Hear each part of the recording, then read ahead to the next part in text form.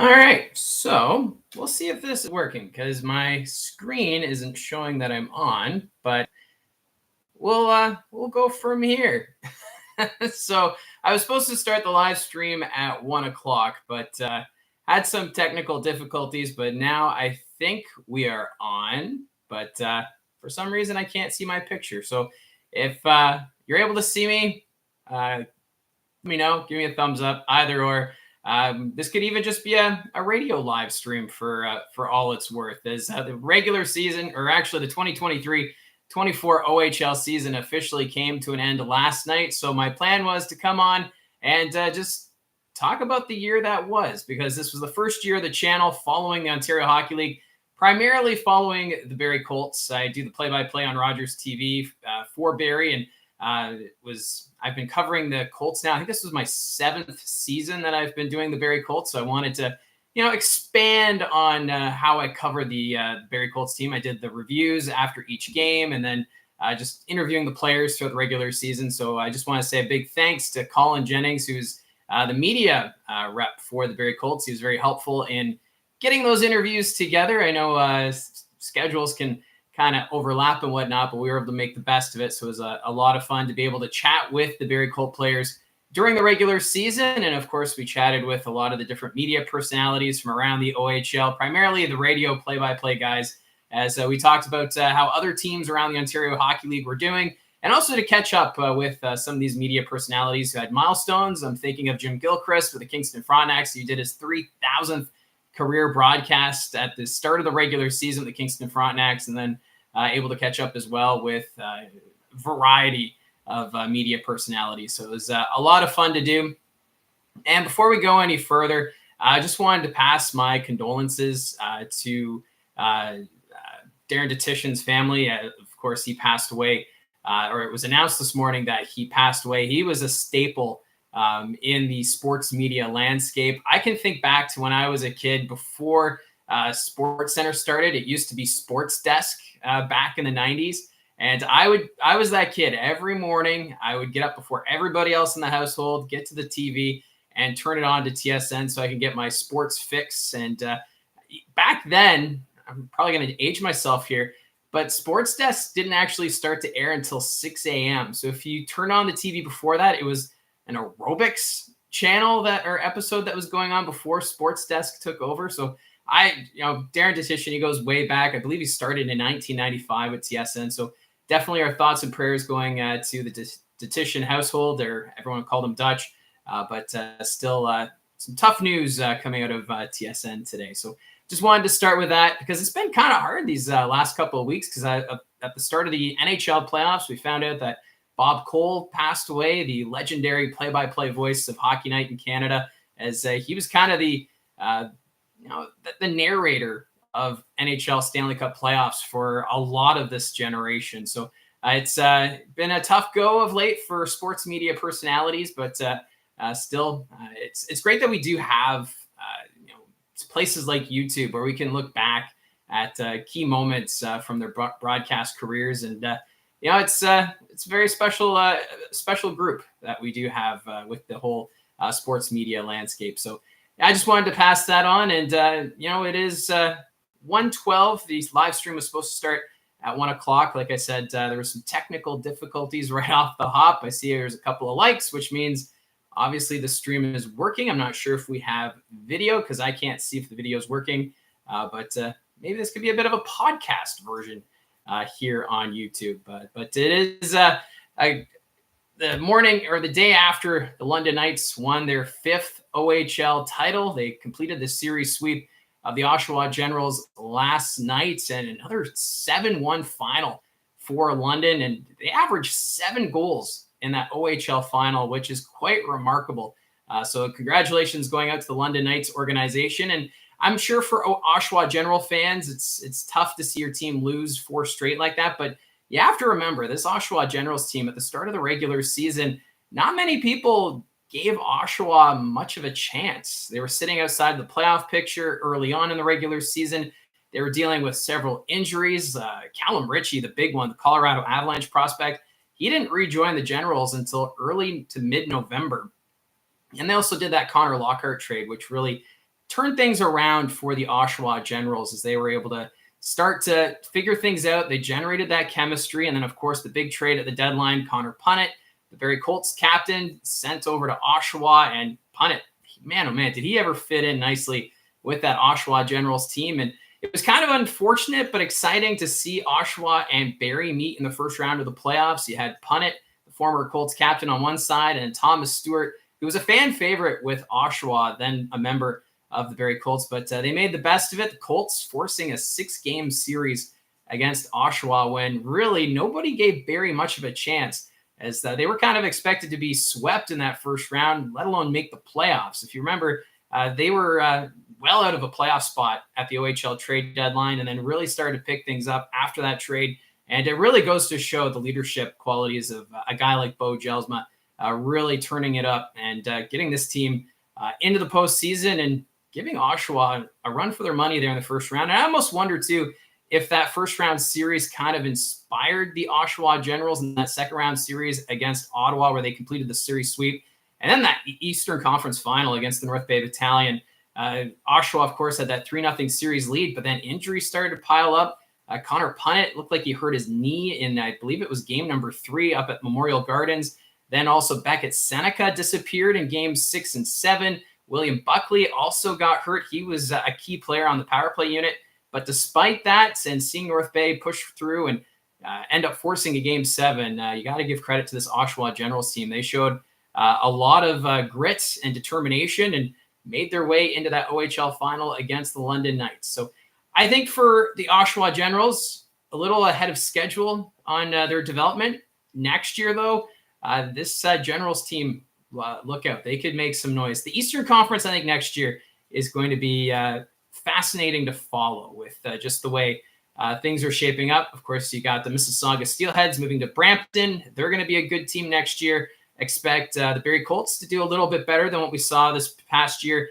And Brantford, the Bulldogs, another team that should be pretty strong next season in the Eastern Conference, along with the Oshawa Generals. So all in all, it was great to be able to follow along with the OHL playoffs here on the channel. And this channel has had such great growth. It's been a true blessing to be able to have all the support, people tuning in, subscribing. I think the last time I saw the subscribers were up to 167. I didn't expect that at all, but it's been a fun run. I'm going to continue doing videos throughout the summer when we do have news items that come up.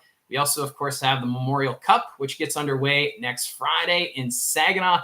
So the Spirit, of course, are going to host the London Knights. They'll be there as well. And then we've got the Drummondville Voltigeurs. They swept the Quebec Maritime Junior Hockey League final against the Baie-Comeau Drakkar. They're now at their 4th ever Memorial Cup appearance. And then the Moose Jaw Warriors. They swept the WHL final as well. So they're going to be there. It's actually Moose Jaw's very first WHL title and first appearance at the Memorial Cup. So it's pretty exciting just to see the teams that are going to be competing. So you have 2 first-timers with Saginaw and Moose Jaw. The London Knights, this is now, I believe, their 8th appearance in the last 20 years at the Memorial Cup, which is unreal how the London Knights are able to turn it on year in and year out. And then the Drummondville Voltigeurs just winning their 2nd Quebec title. And they're going to be, I think they're going to be a team that could threaten in the Memorial Cup. Right now, the Quebec League, they have a 4 championship winning streak. They've won the last... Basically, what I'm getting at is they've won the last 4 Memorial Cup championships. So Drummondville looking to extend that streak. So we'll see what happens on that front. But it's going to be interesting just to see how it all play out at the Memorial Cup. Gets underway on Friday. I'm probably going to do some videos during the Memorial Cup. There was an idea in the back of my head to go to Saginaw because Saginaw, not too far from Barrie. And I was thinking maybe covering it in person, but I have a full-time job, and of course, I couldn't get all the time off as needed to be able to cover it as well as I would want to. So maybe that's on the back burner for next year. The Memorial Cup's going to be in Rimouski, so if we can figure it out, and if this channel is still going strong by then, maybe we'll cover the Memorial Cup in person next year. We'll have to wait and see. There's a lot of things going on in the back burner. I do have a couple more interviews that I'm looking to do just so that we have some content continuously on the channel. I know there's going to be one cool interview. There's I don't want to give away too much, but his goal is to visit 100 hockey arenas internationally. And it's going to be, I'm not going to give away who it is, but you'll want to stay tuned for that. If you haven't subscribed to the channel, and if you like having hockey stories, then you'll want to hit subscribe. So then you're notified when we're going to post that interview. But that interview is coming up.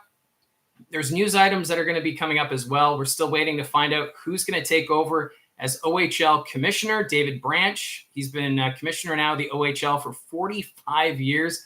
I was trying to get him on here on the channel. We were emailing back and forth, but our schedules just didn't work out, as he said he was a little too busy at the time to be doing an interview. Although I kind of wonder with, at the time we were exchanging interviews, it was kind of after the whole bounty situation with the Sudbury Wolves.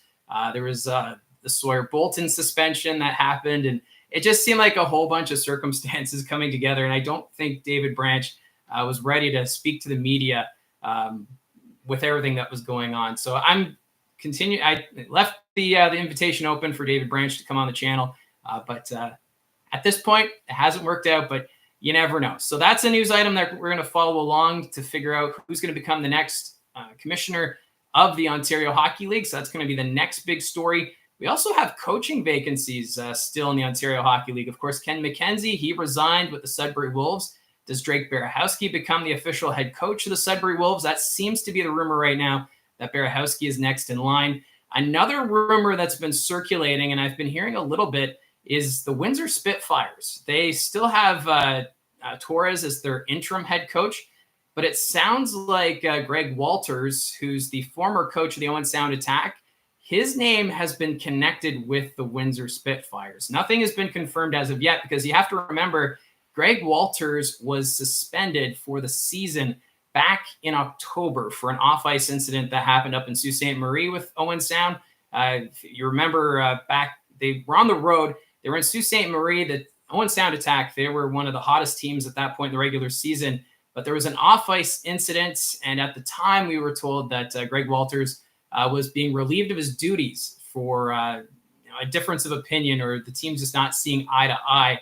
And then it came out that the OHL conducted an investigation and said there was some words that were said off the ice that were not appropriate. We don't know exactly what those words were said, so he was suspended for the rest of the season. Now, Greg Walters' suspension will expire, I believe it's at the end of June. And then when he gets to that point, he can be reinstated as a head coach, and that's when he could – this is where I think maybe the speculation is starting, is that maybe once he's reinstated as a head coach, that he would take over with the Windsor Spitfires. But nothing has been confirmed.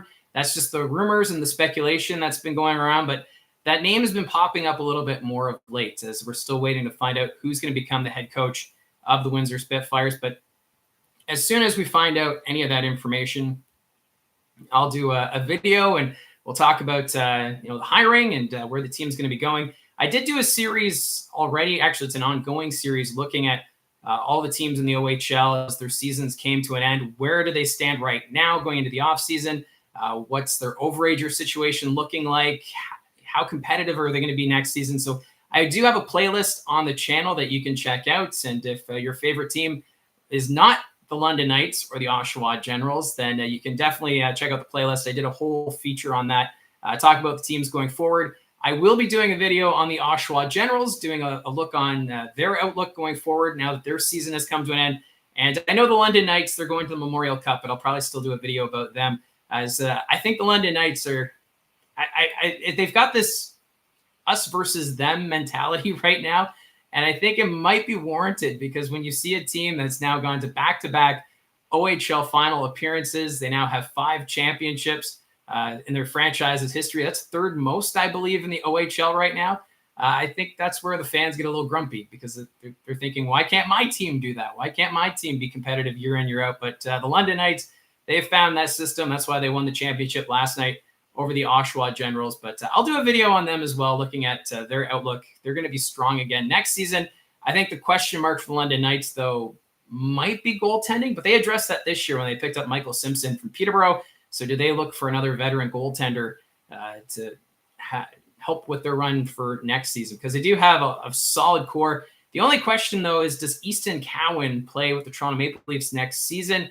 It sounds like that's becoming more of a possibility. He was given the Wayne Gretzky Trophy last night as the playoff MVP.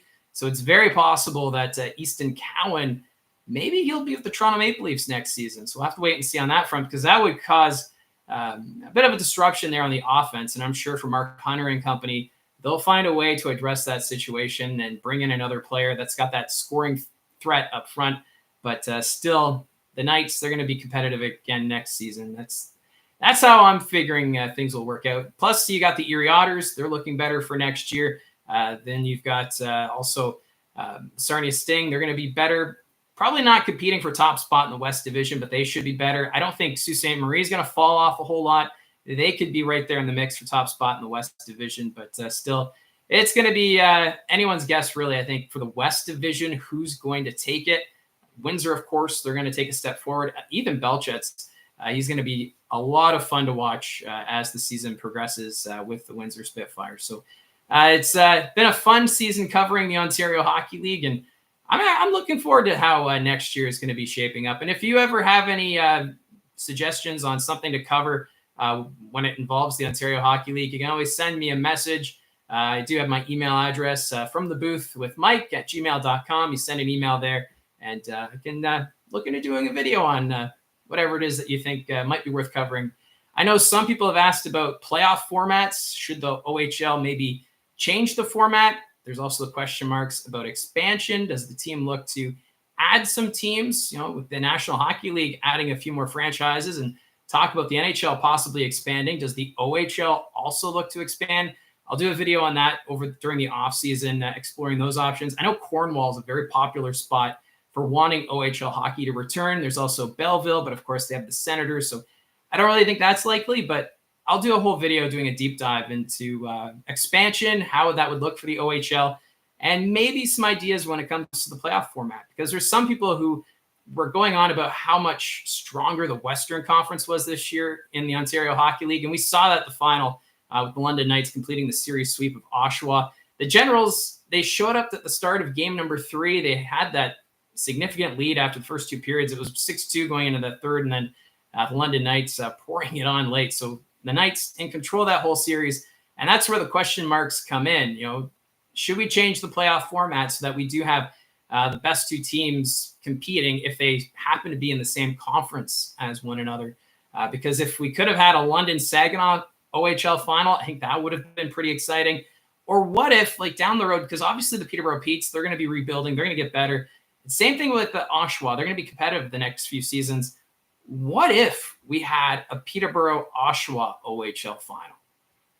I think personally that would be incredible to have 2 historic rivals like that meeting for an OHL championship. Or what if Sudbury and North Bay met in an OHL final? Or Kitchener versus Guelph, Kitchener-London. What an outstanding rivalry they have. So that's where I'm wondering if maybe the league could look in the future to changing the playoff format a little bit.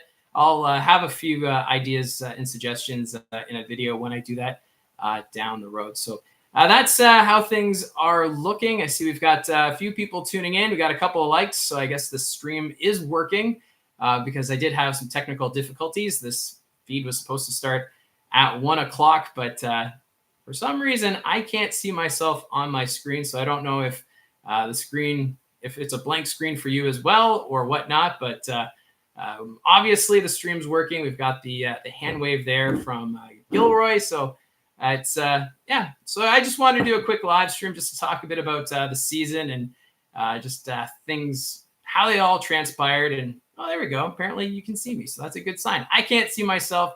It almost feels like a bit of a podcast here, but either way, I just wanted to do just a quick video talking about the season that was, because we had a lot happen this year. From finding out that Mississauga, they're moving to Brampton. So how's that going to affect next season? I'm looking forward to going to the CAA Center next year to take in a Steelheads game there. Then we also had the whole Bounty Gate situation with the Sudbury Wolves, the drama there. Unreal with Villeneuve and company, and then, of course, with Kayshawn Aitchison. So that was a storyline that was quite dominant. Then we had the Connor Lockhart situation in Oshawa, and it just felt like we were having one thing after another during the season. But it was nice to be able to cover it and have it on the channel here. as this channel continues to grow, and we'll see where it goes next, as there's, I think, a few possibilities along the way. So I just wanted to do a quick live stream. If you guys have any questions or comments, or maybe your thoughts on how the season went for your team, you can put that in the chat box over on the side. I know that I cover the Barrie Colts, but I've noticed that there's been a lot of Sudbury Wolves fans who've been tuning in on this channel. And I did that whole video series about the offseason, and it seems as though I get a lot of traffic whenever there's a Sudbury Wolves video or a Niagara Ice Dogs video, which I think is quite exciting, because I actually got my start covering the OHL with the Niagara Ice Dogs when I was at Niagara College. So it's kind of neat to be able to still talk about Niagara. Hopefully they have a better season coming up. It'd be nice to see the Ice Dogs get back into the playoff picture. They've been out for so long. I know the fans are a little grumpy with ownership. They want to see things change and develop, but still, it's great that we have Niagara Ice Dog fans here tuning in. And Gilroy says, joining in late, but did you talk about the 3 series sweeps in the finals? I touched on that, but it is fascinating, because that's the first time ever for Canadian Hockey League history that all 3 championships ended in a sweep. So, of course, London, they swept Oshawa, Drummondville swept Baie-Comeau, and Moose Jaw swept Portland. So it's a historic year, and now these teams all get a break before they get set to meet in Saginaw, Michigan. It sounds like it's going to be quite the party down in Saginaw. They're going to have, I think it's a fan fest going on in Frankenmuth, which is not too far. It's a Bavarian city outside of Saginaw, so it's going to be a party down there. The Memorial Cup, if you've never had a chance to go attend a Memorial Cup, it's definitely worth it. It's a ton of fun, bringing junior hockey fans from across North America to gather for this big event. So Saginaw is going to put on a great show. They did all those renovations. I believe it was like $10 million worth of renovations at the Dow Event Center. So it's going to be a ton of fun down in Saginaw. Part of me wishes I was able to go, but obviously with my full-time job, not able to get the time off. It was a plan. It was being considered heading to Saginaw to cover the series here on the channel, but that just didn't work out. Jeremy says, do you feel Saginaw will have the advantage with the extra rest? I don't know if Saginaw is going to have too much of an advantage, because with all the other series ending in sweeps, London's going to be able to rest up. Drummondville, Moose Jaw, I think they're all going to be ready. And Saginaw, they've got a really good team, but they've shown some weaknesses there in the playoffs. They had a hard time with the Saginaw, or with the Sioux Greyhounds in the second round matchup. That ended up going 7. And then, of course, London Knights defeating Saginaw. So I think they're going to be doing a lot of video to prepare for the Memorial Cup, but I think everyone's going to be well rested. So I think that's why this could be a very competitive Memorial Cup tournament down in Saginaw. It's really cool, though, that Saginaw is getting the chance to host this Memorial Cup, because it's some of these franchises you wouldn't think would get a chance to host a tournament like this. So it's great to see Saginaw getting the opportunity. And I think this has the potential to be a very competitive Memorial Cup. And I know there's going to be a lot of London Knight fans who are going to make the journey over to Saginaw to take in this tournament. Moose Jaw fans, they're so excited to be at their very first Memorial Cup. So expect them to be well represented. And fans from Quebec, they are a unique breed. I've had a chance to go to a game in Quebec up in Rouyn-Noranda, and the fans, there's so much passion. There's so much noise. They have their sound makers that they bring. So the Voltigeurs, they're going to be loud and proud when they're down in Saginaw. So it's going to be very interesting to see how it all turns out. Game 1 of the series takes place on Friday. So next Friday, I kind of thought we'd be still in the OHL final come early next week, but it's going to be next Friday that the Memorial Cup will get underway. So it's going to be a lot of fun down in Saginaw. And if you're going to get a chance to go down there, enjoy the moment, because Saginaw, it's a city that I visited a few times covering the Sudbury Wolves. And the one thing is, it's such a friendly community, and they're just, they don't get to see a lot of visiting fans. So with the Memorial Cup now coming to Saginaw, the fan base there just so stoked to be able to have junior hockey fans coming to their city, showing what they're capable of. And if you are going to Saginaw, check out Jet's Pizza. It's probably some of the best pizza in Michigan that I've had. So it's worth it if you're heading on down there. And yeah, enjoy the journey. Of course, the Memorial Cup, it does rotate every year. So next year, we know the Memorial Cup will be in the QMJHL, the Rimouski Oceanic. They're going to host the Memorial Cup next year. Rimouski, they've hosted before. The last time they held the tournament there, I believe it was 2009. And that was when the Windsor Spitfires were Memorial Cup champions. So it's going to be neat to see Rimouski hosting it next year. And then after that will be the Western Hockey League. We don't know who's going to be putting in bids yet for that tournament. And then 2027 will be the next time it's in Ontario. We already know the Kitchener Rangers have expressed interest in hosting the 2027 Memorial Cup. The Niagara Ice Dogs are also looking like they want to put in another bid, but we'll have to wait and see. And yeah, it's going to be great to see how it all plays out. And we've got Mr. Fries Gaming saying hello there, and I'll say hello back. Thank you very much for tuning in. And I know it's kind of a weird time to be doing a live stream. It's 1:30 in the afternoon my time. I just figured with it being the long weekend coming up, I wouldn't get much of a chance to do a live stream over the weekend. Also, with kids' activities at night, not being able to be near a laptop and actually having the place quiet is a big factor for doing the live stream today. And usually because I work mornings at a radio station here in Barrie, I get off work and I come home, and that's when I'll usually put the videos together when I'm doing the news updates or doing the interviews. I'll do it like right after work. So I figured, why not do a live stream? Because I wanted to do a live stream because the season officially wrapped up for the Ontario Hockey League last night, and now we're preparing for the Memorial Cup. But still, what a night it was last night for London Knight fans as they got that 7-1 victory at the Tribute Community Center over the Oshawa Generals. So fun. It was a fun season all in all. And I know for Oshawa fans, a rough finish to the regular season or to the playoffs, losing in 4 straight, but still you have to be proud of that Oshawa Generals team. It was great to see Connor Punnett in the final. If you're a Barrie Colts fan, he, despite being hurt, it sounds like he injured his knee in game 3 and battled through the pain to be in the lineup for game 7. He didn't get much ice time in that game and then missed the first couple of games in the final and then came back kind of as moral support, but he was out there on the ice. He was trying to be a factor, doing everything he could. But that just goes to show the character of Connor Punnett. And, of course, Punnett signing that contract with the Dallas Stars. He'll probably play with the Texas Stars next season in the American Hockey League. I don't think we'll see Punnett in the National Hockey League next season, but you never know. He's a playoff performer. He was one of the better open ice hitters in the Ontario Hockey League this season. He has that great shot.